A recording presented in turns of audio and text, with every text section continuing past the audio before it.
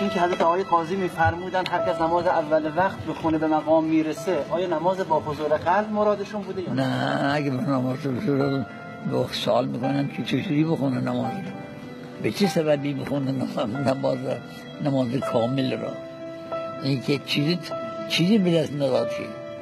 وقتی چیزی به دست میداد که بگه مطلق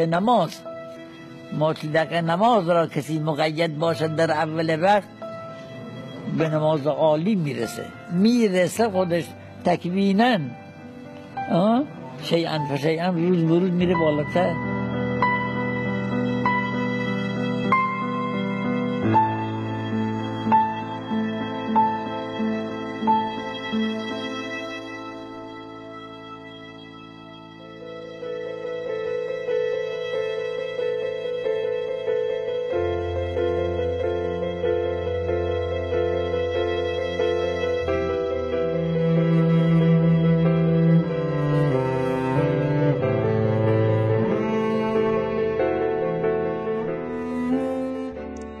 چندی اجازه می گرفتیم برای نماز مغرب و شام همونجا شون می خوندن تو منزل، همونجا ما می موندیم اقتدا می کردیم بهشون.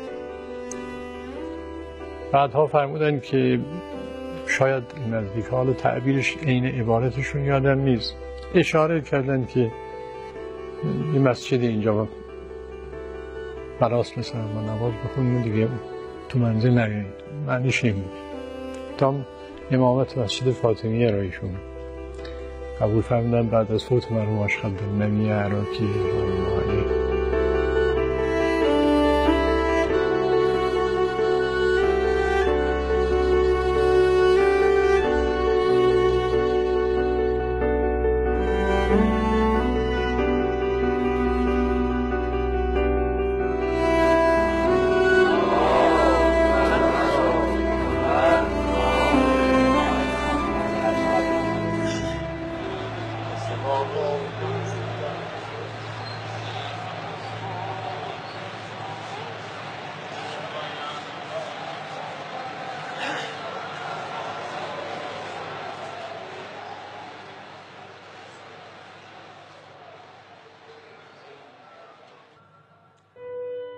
در سال 1340 شمسی آیت الله العظمی بروجردی از این دنیا رفت.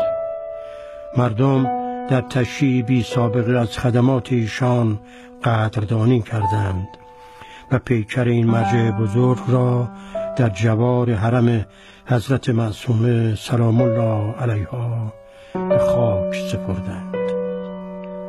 بعد از او علمای بزرگ حوزه مانند آیت الله العظمی سید شهاب الدین مرعشی نجفی، آیت الله العظمی سید محمد رضا گلپایگانی و نیز امام خمینی مرجعیت را به عهده گرفتند. از همان سالها و حتی پیش از شروع نهضت امام در سال 1342 او و آیت الله بهجت دوستی و ارتباط نزدیکی داشتند و صاحب نظریات مشترکی بودند. یک قسمتی از ولایت فقیر ما خدمت ایشون خوندیم. مکاسب ما به خراج مقاسمه که رسید تمام شد، سال 40 دوروبر 40 تمام شد. ایشان در اواخر باب خراج مقاسمه این بحث رو پیش کشید که در زمان غیبت کبرای امام زمان باید یکی از علما، اعلم علما، جای امام زمان بشه و همه کارهایی که محول به امام بوده ایشان داشته باشه. همه که رهبر امام خمینی میفرمود، همه امام خمینی میفرمودی که ایشان در صحبتاشون چند بار که تمام شؤونات امام را غیر از ولایت کبری، تمام شؤونات امام را ولی فقیه دارد. داستان مدرسه فیضیه و حمله کماندوان مدرسه فیضیه در حضور مرحوم آیت الله العظمی گلپایگانی رضوان الله علیه، طلبه ها مورد هجمه واقع شدن، بعضی‌ها را از بالای پشت بام مدرسه فیضیه پرت کردن توی رودخانه توی مدرسه. مرحوم آقای بهجت ضمن اظهار حساسیت و تأسف نسبت به این مسائل اصرار میکردن که سعی کنید این حوادث رو ضبط کنید، بنویسید.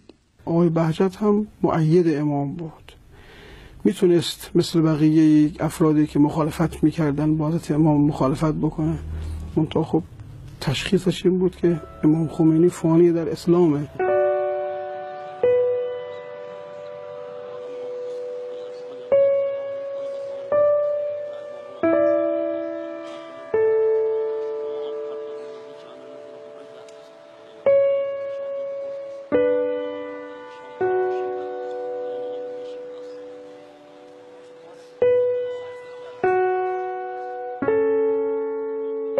شب در رو زدن، ما خواستیم باز کنیم، آجا گفت خودم میرم.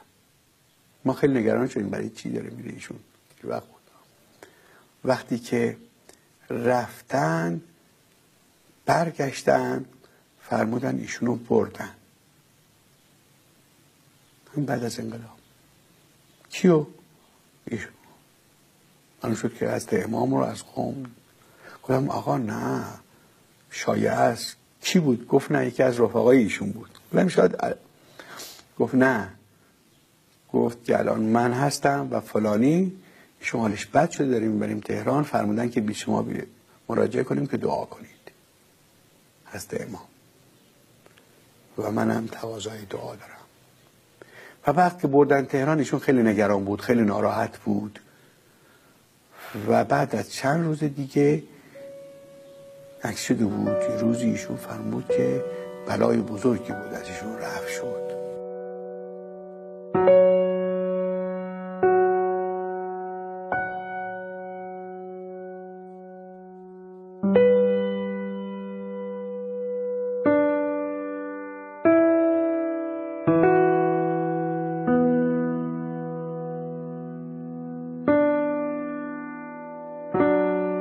من نظرم هست این است که مرحوم آیت الله مشکینی رضوان الله علیه که رئیس مجلس خبرگان بودند ایشون نقل می‌فرمودند که ما خدمت حضرت امام شاید هم گفتن بارها برای مسائل اخلاقی حوزه و اینا مطرح کردیم و گفتیم به کی مراجعه کنیم در این گونه مسائل اینا و ایشون می‌فرمودند به آقای بهجت مراجعه کنیم.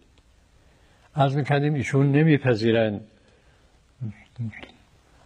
ابا دارن از این که مثلا به این عنوان شناخته بشن و مطرح بشن و اینا. امام می‌فرمودند که باز می‌فرمودند به ایشون مراجعه کنید، اصرار کنید. امام فرموده بود که در توحید افعالی آقای بهجت نظیر نداره. امام از ارادتمندای ویژه آقای بهجت بود. بلاواسطه از خود آقا مصطفی شنید که ایشون می‌فرمودند که امام معتقدند آقای بهجت خیلی مقامات عالی معنوی دارند و حتی تو ذهنم هست که این تعبیر را کردند که ایشون موت اختیاری داره.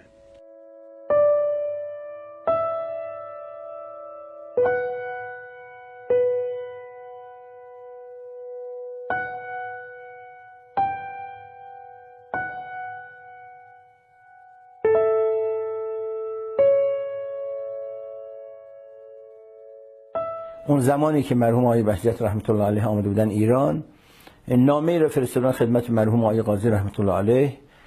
در اون نامه مرحوم آقای بهجت اینطور نوشته بودن که سوال، چنانچه اگر فردی برای او موت اختیاری پیش بیاد و این موت اختیاری طول بکشه به مدت 3 شبانه روز، آیا نمازهای او در این 3 روزی که ازش فوت شده قضا دارد یا ندارد؟ مرحوم آقای قاضی رحمت الله علیه فرموده بودن به مرحوم ابویم که این جریان مربوط به خود ایشونه.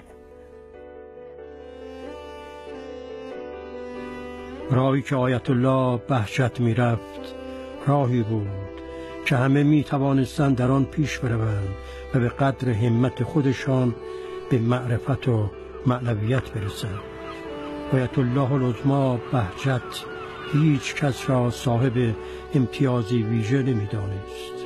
او سفارشات اخلاقی و علمیش را برای همه مردم می گفت و بیشتر از هر چیز افراد را به نزدیکی به اهل بیت و استفاده از دستورات آنها سفارش می کرد. خضر راه کیه؟ اهل بیت هستن. اولیاء اللهی که از مشرب اهل بیت تغذیه میکنن واسطه هستن که ما را به کجا وصل میکنن؟ کل ناسن الی مشربهم یا به امامهم، هر دو هست، ما را به اونها متصل میکنن. مجاری هستن، جویباری هستن که ما را با اقیانوس معرفت اهل بیت میرسانن. آبی که نشد همراه رود قوی در خاک فرو رفت و به دریا نرسید. اگر قطره بارانی که از آسمان به زمین میریزه بخواد به دریا متصل بشه باید همراه رود بشه. آیت الله بهجت میفرمود که اینها خزان علمن، خزینه الهی هستند. نزد ما چرا میایید؟ ما گدایی بیش نیستیم. ما خودمون کشکول گداییمون هر شب برمی‌داریم در خانه اهل بیت میریم که مولا امیرالمومنین فرمود نحنو اهل البیت ابواب الحکم و ضیاء الامر. اینها دروازه های حکمت الهی هستند. بنابراین ببین مدام فلش میزنه به طرف اهل بیت، خودشو واسطه‌ای بیش نمیداند. ایشون درسشون رو میگفتن، بیشتر هم و غمشون رو اثبات ولایت امیرالمومنین بود و محبت اهل بیت. میفرمود همه چی تو محبت اهل بیته، همه چی تو ارتباط با اهل بیته، هر چی ما خسران میکنیم از دوری از اهل بیته. ایشون گاهی دلیل میافتادن که واقعا حق با علی بودی. مثلا این داستانی شدید چند تا این داستان از مثلا شرح ابن ابی‌الحدید و نهج البلاغه نقل کرده که این در کتابای خود اونها هست، جاهای دیگه هست مسائلی. ما گفتیم آخه ما که شک کردن داریم، چرا برای چی اینا رو برای ما بیان میکنه؟ و حالا متوجه میشیم که ایشون پیش بینی میکرد که یک روزی این مسائل مورد حاجت هست، کسانی در اینجا تشکیک میکنن. فرض کنید من کنتم مولا فازا علی و مولا، فکر میکنید معناش مولا یعنی دوست او هستن. فهم و دریافت مقام و منزلت اهل بیت علیهم السلام تنها به جلسات درس و بحث نیست، بلکه نیاز به رفتاری مناسب هم دارد. او هر روز به حرم حضرت معصومه سلام الله علیها می رفت، در گوشه می نشست و برای مدت زمانی بیشتر از 1 ساعت به دعا و توسل مشغول می شد. این دستورالعملی بود که آیت الله العظمی بهجت از همان وقتی که به قم آمد تا آخرین روزهای حیاتش در زمان بیشتر از 60 سال مردم را عملاً به آن دعوت می‌کرد تا به حقیقت امامت و ولایت نزدیکتر شوند. اینقدر گدایی کردن این بزرگوار در نزد اهل بیت تماشاییه. واقعا آدم باید کشکول گدایی رو ورداره نزد اهل بیت بره. خضوعشون در برابر حضرات ائمه و امامزاده ها در برابر بیبی حضرت فاطمه معصومه فوق العاده. بعد از هر نماز صبحی که نماز صبح رو در مسجد فاطمیه ایشون اقامه میکرد، بعدش هم مختصری بعضی ها کاری که داشتن حرکت میکرد میرد زیارت حضرت معصومه سلام الله علیها. نه اینکه 5 دقیقه مثل ما 10 دقیقه زیارت بکنیم برین، ایشون مقایدن برین که بیش از 1 ساعت در اونجا باید مشغول اون زیاراتی که خودش در حرم حضرت سامل الائمه امام رضا سلام الله علیه در اونجا هم که میرفته، اینجا اگر 1 ساعت 1 ساعت خورده ای بود، اونجا 2 ساعت 2 ساعت خورده ای بود، تا قدرت داشته ایستاده به بدن نشسته اون اعمال را انجام میداد. صبح رفتم حرم که میدونستم ایشون صبح حرم است که ایشون اونجا ببینم و یه جای مبارکی هم هست بگم بنده را دعا کنم. آمدم حرم، دیدم ایشان قسمت غربی ذریح مبارک اونجا یک کنجی داره، دیدم تو اون کنجه، تو اون زاویه اونجا واسطه است، گردن کش کرده داره دعا میخونه. بنده رفتم پشت سرشون موندم که وقتی برگشت بنده رو ببیند، تمام که به برگشت حدود 20 دقیقه من پشت سرشون واسطادم. من خودم ناراحتی داشتم، دیدم نه همون بار گردن کش کرده، همون یواش یواش زمزمه داره، آرام آرام زمزمه داره میگه. من خسته شدم.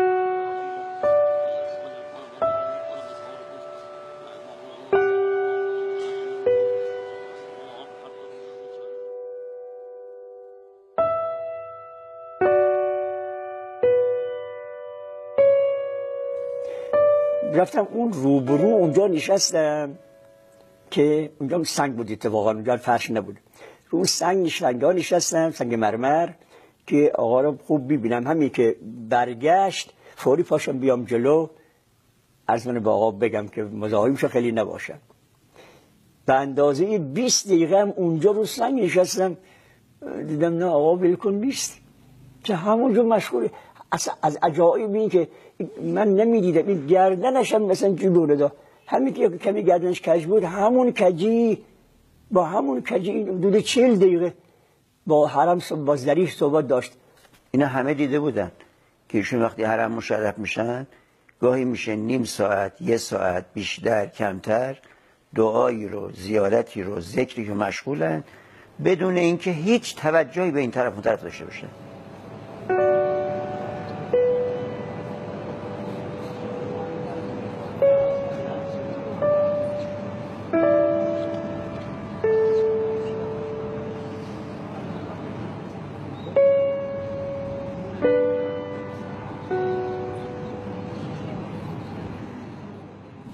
امام باقر علیه السلام فرمود که بنی الاسلام علی 5، بر 5 چیز بنا نهاده شده. اون پنجمی رو فرمود که ولایت ائمه معصومین، و ما نودیه به شیء کما نودیه بالولایه. یعنی عرفا معمولا بعضی هستن میرسن به اون ولایت معنوی، یکم به ولایت ظاهری، بعضی هاشون، حالا همه رو نمیگیم، یکم بی اعتنا میشن. ایشون اینجور نبود. کمال معرفت ولایت خیلی نکته مهمه. این شما ببینید همه کسانی که به این وادی پا نهاده‌اند، صادقانه سلوک کردن، به این حقیقت رسیدن. اگر کسی توحید رو نشناسه، اصلا دین در واقع نشناخته، و اگر کسی ولایت رو نشناسه، توحید رو هم متوجه نشده. شما ببینید خیلی از عرفا از نظر مذهب فقهی و مشرب کلامی یا مثلا معتزلی هن، یا حنفی هن، یا شافعی هن، ولی در عرفان به ولایت میرسن. چرا؟ رازش همینه که کمال معرفت و عرفان چیه؟ ولایت هست. سوال کردن ابن حنبل افضل صحابه کیه؟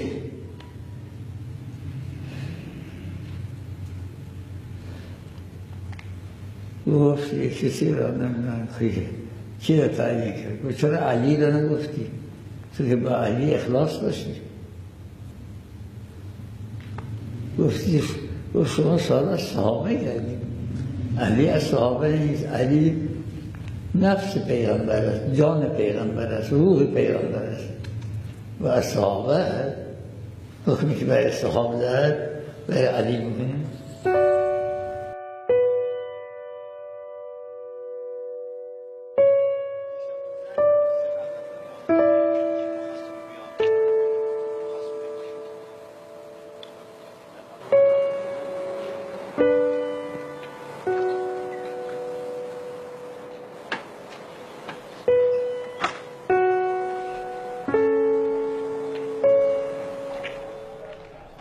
ولایت جوهره و باطن معنای توحید است و امامان علیهم السلام مظهر این باطن، و برای رسیدن به این حقیقت باید متواضعانه در محضر امامان زانو زد.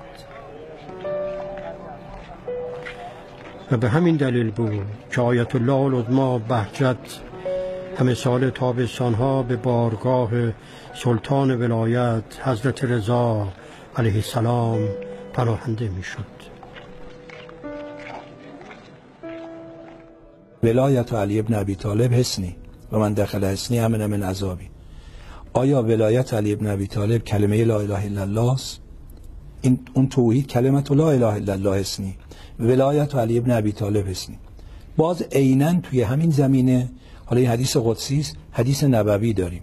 پیغمبر فرمودن انی لارجو من ولایت علی ابن ابی طالب کما ارجو من لا اله الا الله. این عیناً حدیث شخص نبی اکرمه. من همون امید و رجایی که از لا اله الا الله دارم از ولایت علی ابن ابی طالب دارم. این چیزی نیست که فقط علمای شیعه ما بگوین، نه، همه علمای بزرگانی مثل محی الدین همین حرفا رو زدن. همه عرفای شیعه، مثلا محی الدین در فتوحات جمله ای دارد که در معراج دیگه جبرائیل هم نمیتونست با پیامبر همراهی بکنه، گفت جبریلا بپرن در پیم، گفت رو مرد این میدان نیم. بعد از اون یه صدایی میشنوه، میبینه مولا امیرالمومنین با او همراه هست. اینجاست که علی میفرماید کنت مع الانبیا سرا و معک بالجهر و سر. با همه انبیا در باطن بودن، با تو در آشکار و پنهان هستن.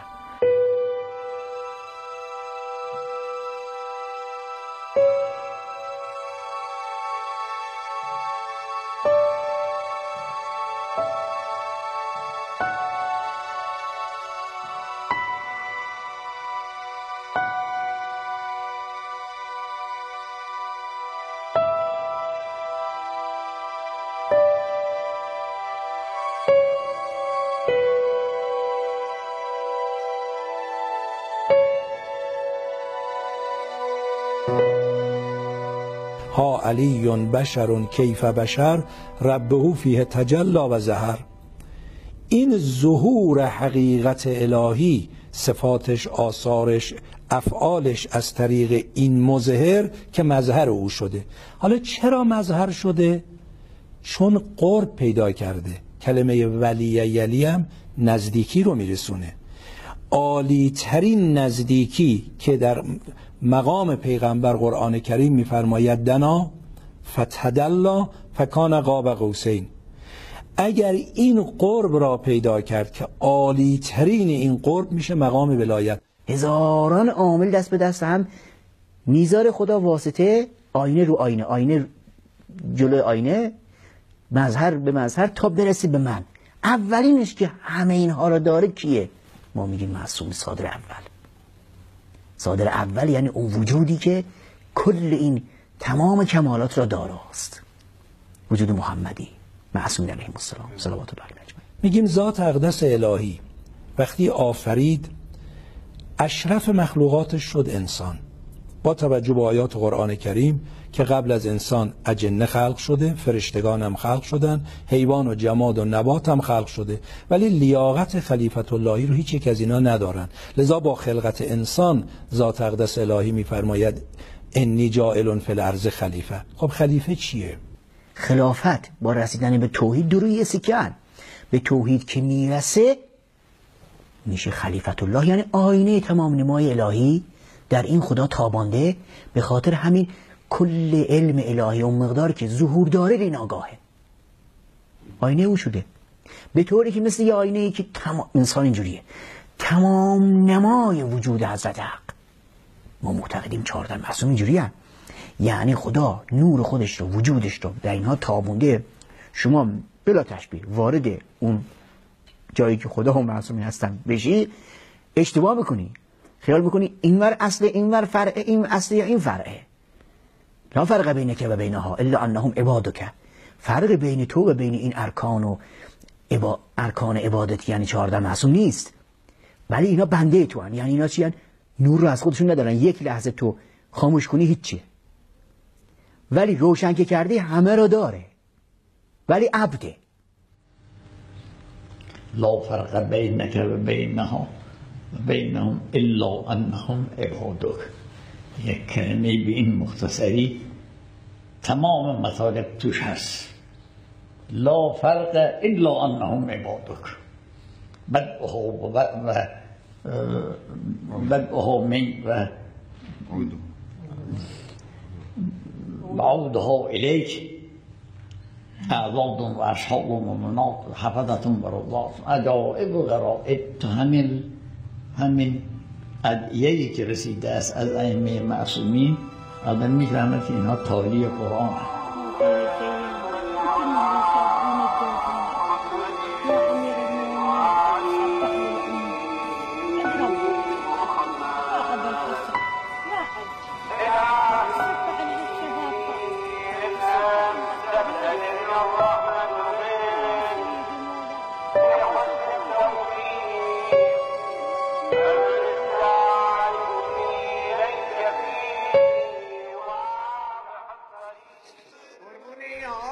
مشهد یا قم مجلس روزه های روز جمعه او همیشه برقرار بود.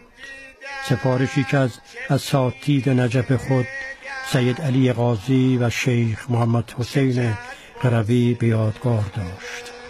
حتی آن روزگارانی که کسی او را نمی‌شناخت در همان خانه کوچک به همراه شاگردان اندکی که او را می‌شناختند مجلس روزخوانی داشت و در ذکر مصیبت‌های اهل بیت اشک می‌ریخت.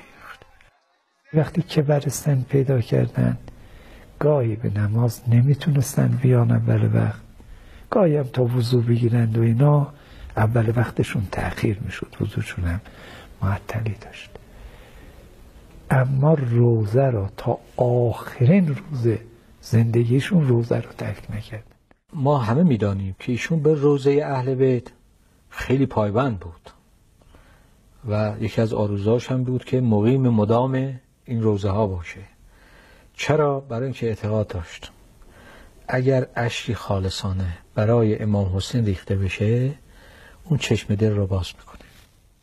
ایشون میفرمودن که مرحوم شفتی از علمای بزرگ نماز صبحشون رو سر اذان صبح میخوندند. همه میگفتن آقا صبر کنید چرا اینقدر زود نماز صبح میخونید؟ ایشون میفرمودن که چون به نظر من اعظم مستحبات، مرحوم شفتی فرمودن نماز شبه، بعد از واجبات نماز شبه. من اینجور که نماز میخونم و افرادی که میان نماز من طبیعتا این مقداری جلوتر پا میشن، موفق بشن به چی؟ به نماز شب.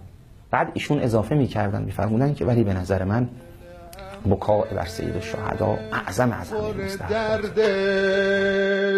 وقتی پاشو رو رکاب میذاره دل همه پر درده، وقتی پاشو رو رکاب میذاره امون ایده امون ایده امون ایده وای از غریبی امون ایده امون ایده امون ایده وای از غریبی همه امون ایده امون ایده.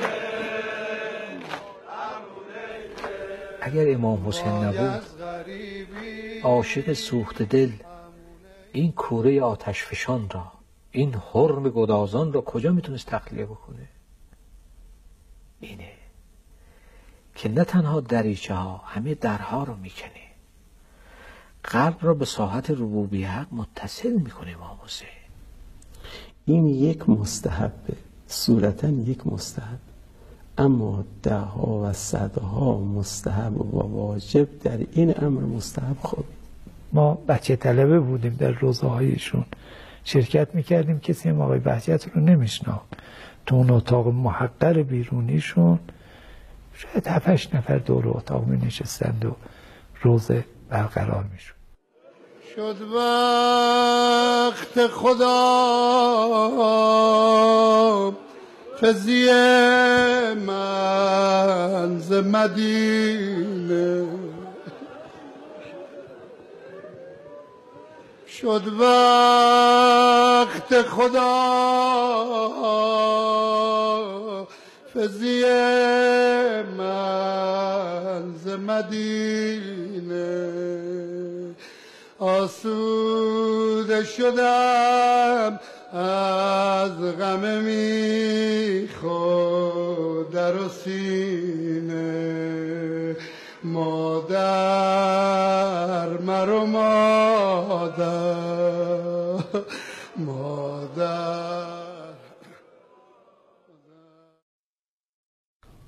ما میدیدیم حاج آقا همش تسبیح دستشه، سر درس که جای تسبیح نیست که دیگه، بذار تو جیبت. ایشون تسبیح همینجور نگه می‌داشت. این زیارت عاشورا که خونده بود تو خونه، لعنشو که تو راه میگفت، حالا اینقدر از لعن و تو راه موفق شده اومدن ازش سوال کردن دیگه، تا اینجا بیشتر نگفته. این نگه می‌داشت که لعنش رو بعدم بگه. هم داشت تسبیح رو به ما نشون میده که تسبیح دستون باشه، ذکر. آیت الله عظما بهجت اینجور بود که مصداق این جمله بود که کل وجودش ذکر بود. جعل الذکر جلاء للقلوب. خودشون میفرمودن به نظر من صلوات از تمامی اذکار بالاتره. این نشان عظمت آقای بهجته، از این جهت که معلومه نه تنها به مسائل فنا بلکه به بقا توجه دارن. علاوه بر این برای آموزش دادن به دیگران و اینا هم برای عموم هم همین بهتره. خود ذکر انواع و اقسامی داره. ذکر لفظی داریم، ذکر قلبی داریم، ذکر خفی داریم، ذکر اخفا داریم. اون وقت خود آیت الله عظما بهجت دائم الذکر بود. آقا یک کسیه میگه اصلا علاقه‌ای به خوندن قرآن ندارم، چیکار کنم؟ یک کسیه میگه اصلا علاقه‌ای به خوندن قرآن ندارم، چیکار کنم؟ یاد صلوات بفرستد، علاقه داره جمعه. بله. صلوات بفرستد، همون هدایتش میکنه. ببخشید، برای رفع تحیر و تشخیص تکلیف در امور مهمه باید چیکار کرد؟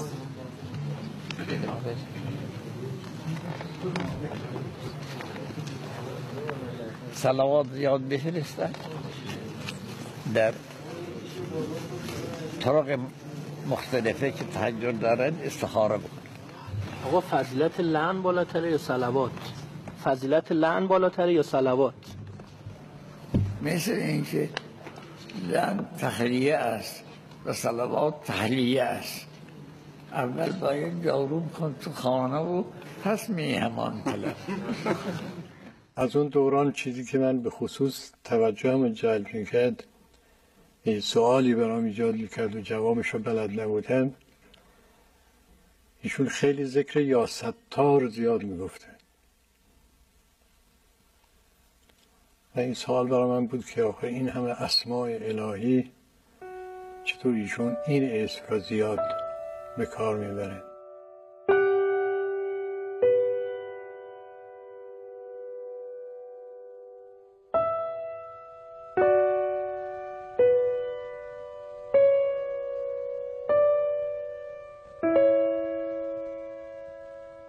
چیزایی را میدیدن که ما نمیدیدیم، چیزایی را میشنیدن که ما نمیشنیدیم. ما نه، بزرگتر از ما هم. و برای اینکه اینها این ارتباطات قطع بشه و کمتر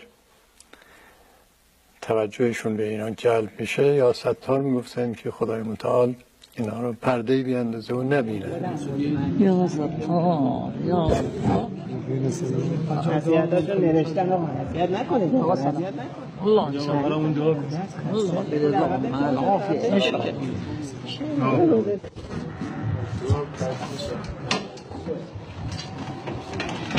اخذه الله، اخذه الله انشاءالله. پدر شماست یا پسر شماست؟ آفاق الله.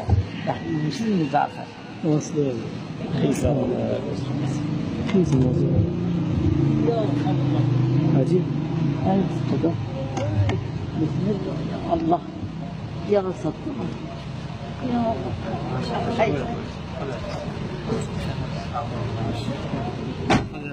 مسکینی حرمواری مثال مردم کمکش میکردن، اما اعما بود، هوا هم سرد بود. دیدم کنار خیابان ایستاده منتظر کسی دستش بگیره بردش اون طرف خیابان.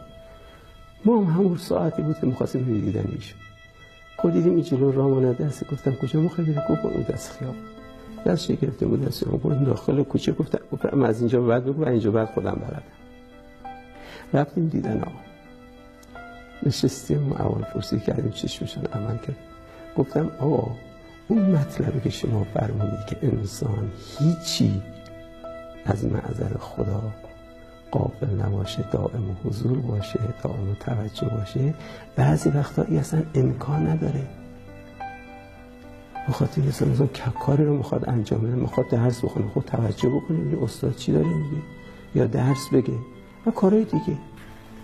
این منافات داره با اینی که شما فرمودید که هیچ وقت آقا فرمود منافاتی نداره. مثل اینی که انسان دست یک اعمایی رو میگیره از اون طرف خیابون میاره این طرف خیابون. این ذکر عملی است. اینجور کارها ذکر عملی است.